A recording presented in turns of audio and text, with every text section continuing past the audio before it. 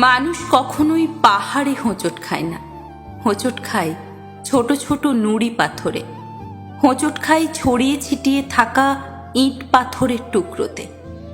পাহাড়ের মতো বিশাল কিছুর সামনে আমরা সতর্ক থাকি, প্রস্তুত থাকি, কিন্তু সেই সামান্য অবহেলিত কিছুর জন্যই পড়ে যায়। জীবনের মতোই সম্পর্কের পথও এমনই।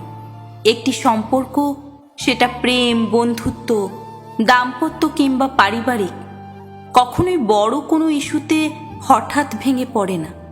সম্পর্ক ভাঙে ছোট ছোট ভুল বোঝাবুঝি, অবহেলা, না বলা কথার ভেতরে জমে থাকা কষ্ট, কিংবা সময় মতো একটুখানি মনোযোগ না দেওয়ার কারণে। এই ছোট ছোট বিষয়গুলো প্রথমে হয়তো তেমন গুরুত্ব পায় না, কিন্তু দিনে দিনে সেগুলো জমতে জমতে পাহাড়ের চেয়েও বড় হয়ে ওঠে। এক সময় আসে যখন আর বোঝাপড়ার কোনো রাস্তা খোলা থাকে না, বিচ্ছেদ হয়ে ওঠে একমাত্র সমাধান। আমরা অনেক সময় ভাবি, এত ছোট একটা বিষয় ও এতটাই রাগ করলো কেন? কিন্তু এই ছোট্ট বিষয়টাই হয়তো তার কাছে বড় ছিল। হয়তো সে প্রতিদিন একটু কথা বলা, একটুখানি সময় চেয়েছিল। হয়তো আপনার একটাই বাক্য বা অভিব্যক্তি তার মনে অনেক গভীর ক্ষত তৈরি করেছে। একটি ক্ষতের জন্য সবসময় বড় অস্ত্র লাগে না। ক্ষত গভীর হয় তখনই যখন অনুভূতির জায়গায় আঘাত লাগে।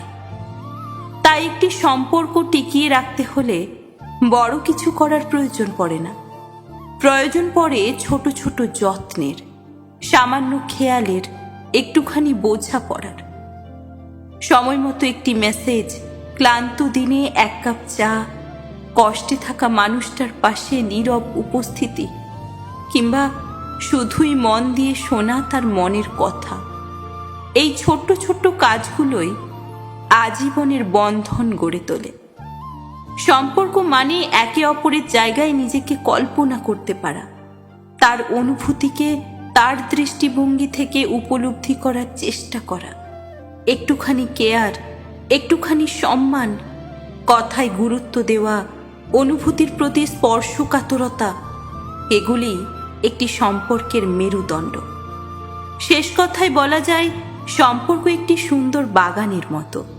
প্রতিদিন সেখানে একটু করে জল দিতে হয়, আগাছা পরিষ্কার করতে হয়, খেয়াল রাখতে হয় সূর্যের আলো পড়ছে কিনা। অবহেলা করলেই তা শুকিয়ে যায়। তাই সম্পর্কের ছোট ছোট বিষয়গুলোকে অবহেলা নয়, বরং যত্নে আলিঙ্গন করা উচিত। কেননা জীবনের সবথেকে বড় সুখ লুকিয়ে থাকে এই ছোট ছোট খুঁটিনাটিতেই। তাই সম্পর্কের প্রতি যত্ন নিন, দেখবেন অনেক সম্পর্ক বেঁচে গেছে।